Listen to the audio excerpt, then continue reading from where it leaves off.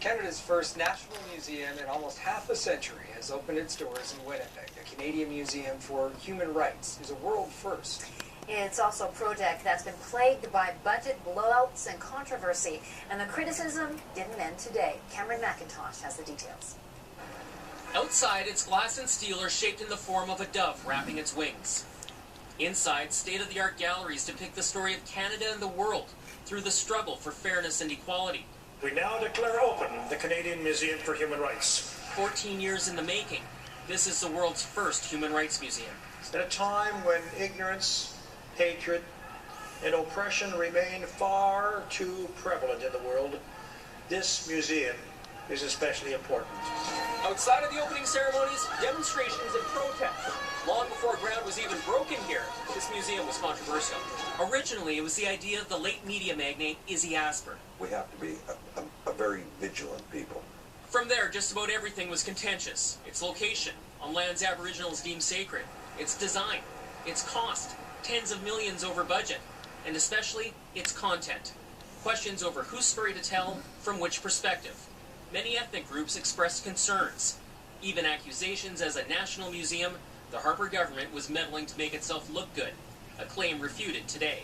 For this museum to do justice to Canadian history, it must present a balanced and factually accurate account of both the good as well as the bad. Asper's daughter says great pains were taken to get it right. We have to be accountable to the people that are going to be coming to this museum, because if we're not credible, nobody's going to come. While most demonstrations today were small and quiet, there was heckling all through the opening. There will likely be more of that at a museum that's mandate is to foster discussion and debate, finally opening its doors to be judged by anyone who goes in. Cameron McIntosh, CBC News, Winnipeg. Impressive looking structure though, right? 14 years in the making, though. I remember when they announced that. Yes. It'd take a while. I was working for Izzy Asper at the time. I do remember that as well. That's their big dream, yeah. Aye, matey. The Pirates of Exile Island took over the Talisman Center today for some fierce but some friendly competition. For sure, the fundraising effort is in support of the Children's Wish Foundation. It brings together teams from corporate Calgary to compete in the day of mental and physical challenges. The goal is to raise money, and each crew will work together to grant a sick child their most heartfelt wish. Every challenge is pirate themed. So there's a challenge where they have to build a pirate ship out of cardboard, and one participant has to get in the boat and make it across the pool. There's capture the flag.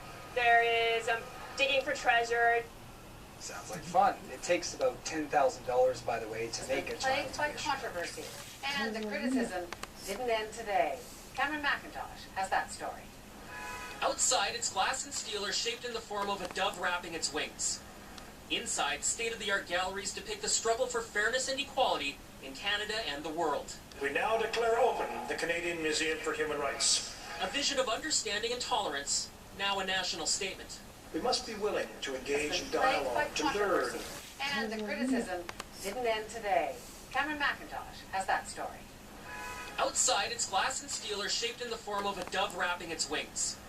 Inside, state-of-the-art galleries depict the struggle for fairness and equality in Canada and the world. We now declare open the Canadian Museum for Human Rights. A vision of understanding and tolerance, now a national statement.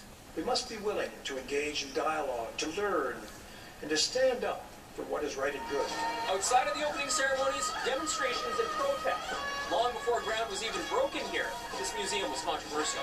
There was concern from many groups over whose version of history would be told, including worries Ottawa would whitewash its own human rights abuses. The idea of any interference, whether it be from government or from donors or particular communities, this really undermines everything that we do.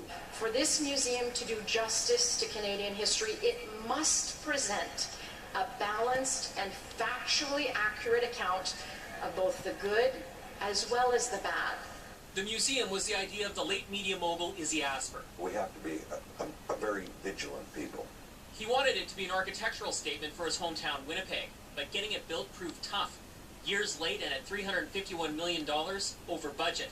Inside, Canada's dark chapters are explored, including residential schools, Japanese and Ukrainian internment camps, and struggles over religion and language, along with international atrocities including the Holocaust.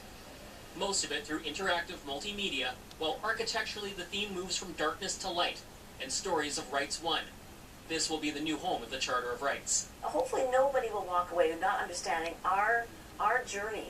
Asper's daughter says great pains were taken to get it right. We have to be accountable to the people that are going to be coming to this museum, because if we're not credible, nobody's going to come.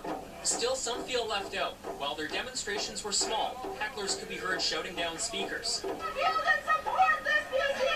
Because God bless the fact that we live in a country that we can have a museum to human rights, and also the right to protest a museum to human rights. Opening ceremonies run through the weekend, with doors opening to the general public next week. Cameron McIntosh, CBC News, Winnipeg.